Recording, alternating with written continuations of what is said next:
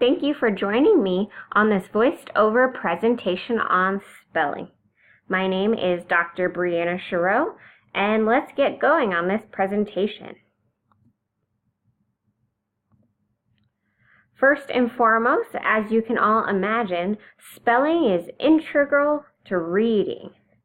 Now, even though spelling is not technically part of the Big Five from the National Reading Panel, remember those were phonemic awareness, phonics, reading fluency, comprehension, and vocabulary, spelling is still technically important, and we can fit spelling in phonics instruction as well as phonemic awareness. If you're wondering how, I'm going to tell you. Well, how letters are linked to sounds, phonemes, and how we teach those would be our phonics instruction, and then those letter-sound correspondences and spelling patterns as well. Remember, spelling is linked to reading, and not only is it linked, but skills that are gained in reading transfer to spelling, and skills that are gained in spelling transfer to reading. So these are very important. Next up, we're going to talk about decoding versus encoding. So let's recap, as we have been working a lot with that decoding part, and it's when we are thinking about identifying those sounds in the words, and we want to identify the sounds that make up the words. From the chapter excerpt that I provided for you, the definition of decoding was translating written print into speech by matching graphemes, a letter or combination of letters, to their phonemes, the sounds. And decoding, obviously, is needed for reading. We need to be able to look at those letters and be able to think about what sounds those letters make, and then being able to essentially blend those in our head and put them together to make the words, then read the words and make a coherent sentence. Then there is encoding, which is essentially the reverse process. We take sounds and write the spelling of the word. We need to know what sounds go to those spellings. As you can see, Baxter wants to be a guest in our video tonight. Sorry about that, but I'm going to keep going. Additionally, students who struggle with reading also find challenges with spelling.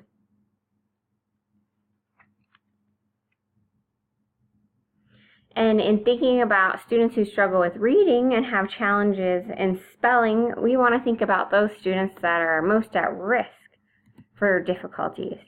So students at risk for reading and spelling difficulties really need that more comprehensive, systematic, and explicit instruction. And this is often not normally provided in the general education classroom. Therefore, these students are going to need that extra support, perhaps either getting pulled out, or nowadays we're seeing more co-teachings, so this might actually be in the classroom, technically. And we also have to think about, where do we start in order to work with these students? Well, first we need to figure out what they can do and what they cannot do in regard to spelling. So we will look at spelling assessment next. Now, in spelling assessment, in the chapter excerpt I wrote, which I provided for you, the general rule was not to have students memorize lists.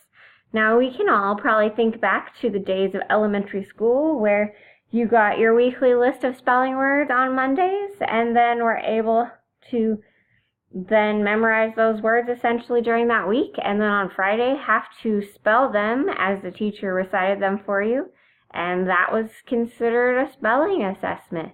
Now, I told all of you my background and that I had a learning disability in reading and writing, and spelling was difficult at times for me. However, I could memorize these lists, and that really didn't identify what issues I was struggling with in spelling, and that often happens a lot with students with learning disabilities. So we want to think about a way we can assess these students and figure out where they are and where they are not. in that chapter excerpt I had provided for you, it was mentioned about a spelling flow list, a spelling rubric, curriculum-based measurement for spelling, also known as CBM, metrics for scoring spelling, and spelling rating skills. Basically, my hopes for you in having you read that chapter I wrote, I hope you gain a larger toolbox thinking about spelling assessments and no longer just referring to that Friday spelling test, which marks a student as right or wrong for spelling that target word they're asked to spell. Doesn't really give us much information to help us with their instruction or see where they're at. With that, I want to lead into CBM, curriculum-based measurement, since it is pretty interesting. Now, we are talking about spelling in this presentation, but I wanted to point out that CBM exists in other areas as well. Reading, math, written expression, and it's a method of monitoring student progress through direct assessment of those academic skills. They're often pretty brief. Their time samples are probes. They can be administered daily if you want to, technically, though we don't always do this. That would be a lot. Performance is scored and charted so we can see a student's progress. The student can even chart it if we want them to.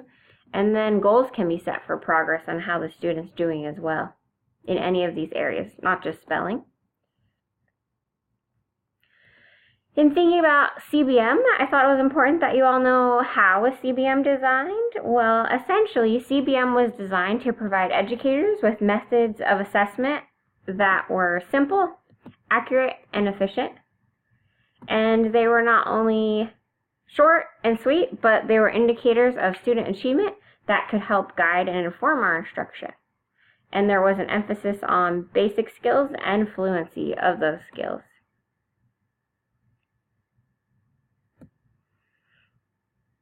I kind of mentioned some of these, but I'll name them off here. What are some of the advantages of using CBM? Well, it helps to quickly determine the average academic performance of your entire classroom. You don't necessarily need to use this for all students who are struggling. It can be all the students in your classroom. It's fast to administer. Like I said, you can give it off. Also, this is sensitive to short-term gains, unlike some assessments where you might need a longer time period to see any type of gain. And this also really helps those students that are significantly behind. Where did curriculum-based measurement come from? Well, about 20 years ago, Stanley Dino at the University of Minnesota had a federal contract to develop a reliable and valid measurement system for evaluating basic skills growth. And this was supported by more than 30 years of school-based research by the U.S. Department of Education, CBM I mean. And you can find over 150 articles, book chapters, and books in professional literature describing the use of CBM. As you notice, it shows up in the chapter that I wrote. Now, specific to spelling, which is what I want to focus on here. For spelling, these can be administered individually, but oftentimes are given in groups, just for the sake of time. The examiner usually reads a list of 12 words if you're in grades 1 to 3, or 17 words in grades 4 to 8. Now, something I do want to know about administering them all at the same time, you have to make sure everybody's getting the same probe or in the same grades that you want them to be. You announce a new spelling word off that list, each 10 seconds for grades 1 through 3, and then as they get older, 7 seconds for grades 4 through 8. This process continues for 2 minutes basically until it's over. Now, homophones are a little difficult, and so these are those words that sound the same, but they're spelled differently, and this is why spelling can also be difficult. So we often use those words in a sentence for these CBM spelling probes. So if you think about the word week and week, you guys couldn't tell what that is unless I told you there are 7 days in a week. Versus if I said someone was weak and couldn't carry that box, that would be different, right?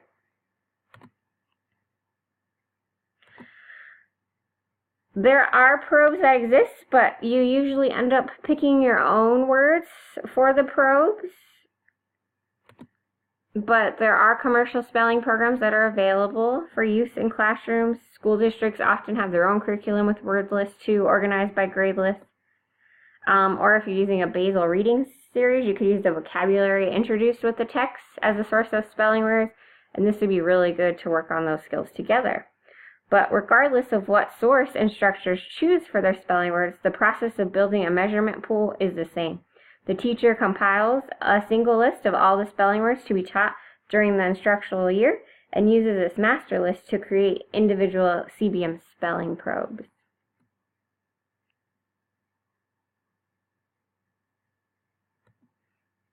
When we prepare our CBM spelling probe, obviously we pick from that measurement pool I was just talking about, and there's a different amount of words per each grade, 12 words for grades 1 to 3, and 17 words for grades 4 through 8.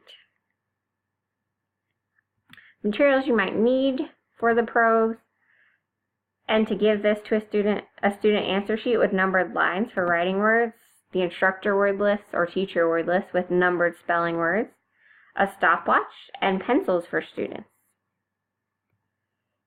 How might you give an assessment like this? Well, basically, the examiner or the teacher distributes the answer sheets to all the students in the group or individual. And when I mean answer sheet, I don't mean the key, the answers, but it's what they're going to write their answers for the spelling on.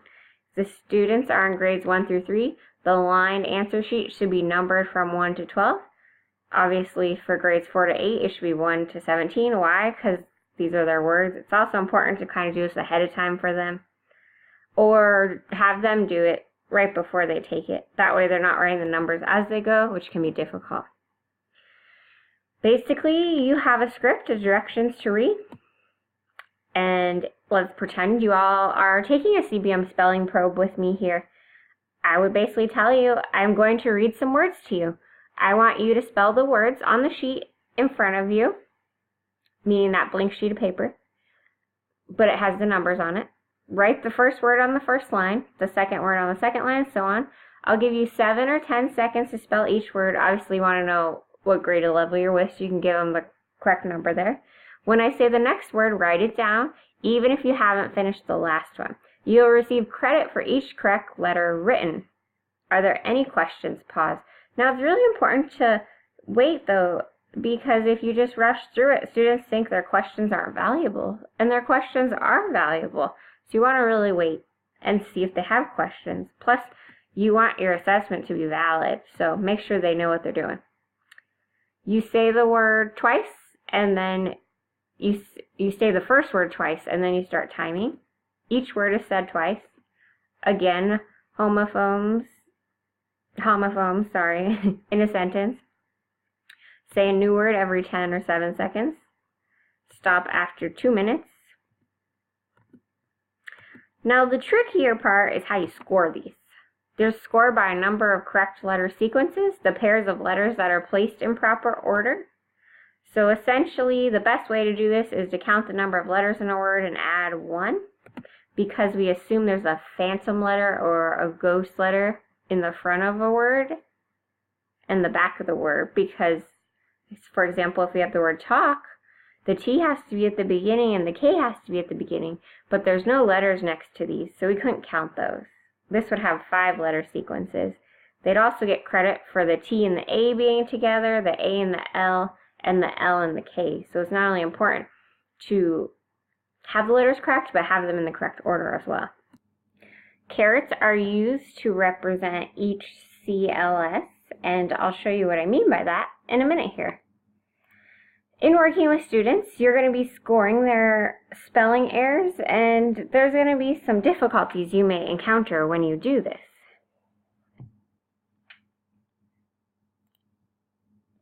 When you work with students, you're often going to be you're going to be scoring their spelling, and they're not always going to spell words correctly. So you need to know, how do I give points when I'm scoring this? So I have some little cheat sheet here for you, and we'll look at a few. So omitted letters affect the letter sequence count. So if we have the word train, and the student spells the word T-R-A-N, we have that phantom at the beginning, right? T starts our words, so there's a point there, 1 caret. The T and the R together, that's another point. The R and the A are together, that's another point. Now, there's no A and I because there's no I in this word, so you lose that one. And then there's no I and N together, so you lose that one as well. But N is at the end of the word, so the student will get 4 out of 6 for this one. Next up, inserted letters are not included. So if we're trying to spell the word dresses, for example, and the student adds an A, what do you do about that? Well, the student still gets the point at the beginning of the word because the D starts the word. D and the R are together, R and the E are together, but there's no S after that E. We have this A that just kind of shows up. No point there. Oops, excuse me. And then the S and S, those are there, but there's no E existing at the end of this word here, see, like it is here. So we're missing that E and the S. So they're going to lose this caret and this caret. This might confuse some of you because technically there's an S here and there's an S over here, right? S and S, but we already scored the double S. So that student would not receive that point. And my picture kind of looks like a cat or a devil, however you look at it. But so 1, 2, 3, 4. Oh, it's supposed to be 4 here. Sorry about that. That is my mistake in my presentation, so we will fix that for you. 4 correct letter sequences. If one of the double letters is omitted, include only the first letter. So if we have the word running, they're going to get this caret here, right? R and the U are together. Or, sorry, the beginning first, and then the R and the U. The U and the N are together, but we're missing this second N over here, right? And then ing, the rest is all there. 1, 2, 3, 4, 5, 6. Proper nouns must be capitalized, such as Monday. So to get that phantom letter in the front, the M has to be capitalized. In order to get the point for the M and the O, that M also has to be capitalized. So they're missing this one and this one, but they're getting all the other ones. Punctuation marks are counted as a letter if you happen to have those. So like in the word I'm. So 1 here, 2, 3, 4. So even the punctuation mark, just the same as a letter. Hopefully that helps a little. Give you these examples here. Score the following spellings for me. So target word is pretty. The student spelled it Q-R-E-T-Y. Then we have the word said, spelled S-E-D by the student. Yellow, Y-E-L-L-O. They, spelled T-H-A-Y. Should, spelled S-H-U-D. Now you can stop your video so you can score these, but I'm going to keep going so I can show you. So the student would get 3 for pretty because they have the R and the E and the T. Now, technically, I only scored the first T right, so they're not getting those. That's why there's no caret here.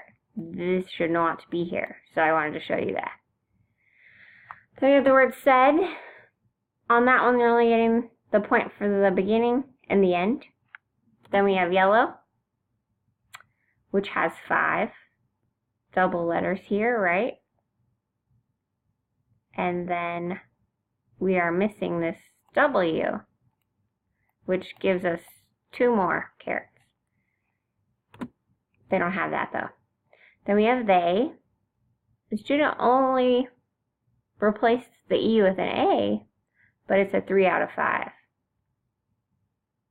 Right? Because they don't have the H and the E or the E and the Y over here. That's missing. Then lastly, should was S-H-U-D.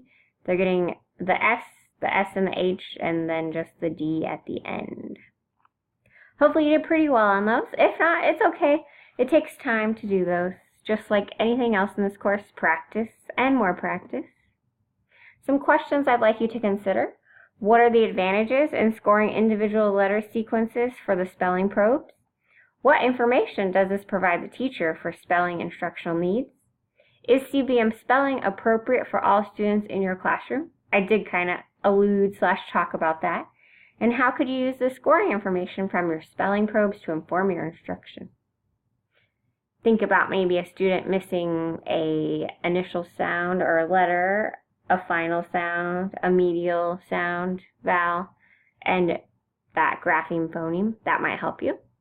Here's some links to learn more about CBM in case you're interested. I will post these in an announcement for you all. Actually, scratch that. I will post that right below this video for you in our directions page. On Canvas, like I said in my introduction video, there's more practice for CBM spelling. You can work with Rob spelling if you want. This is not required at all. It's not graded, and this is not one of your non-graded activities either, but I just added it. Some of you were asking for more practice scoring assessments, and you wanted to see what a student might write for award. So I wanted to include that opportunity for you for those that are interested. Again, feel free to use it. Those that don't want to, you do not have to.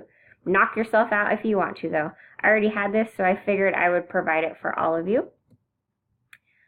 Finally, my parting words.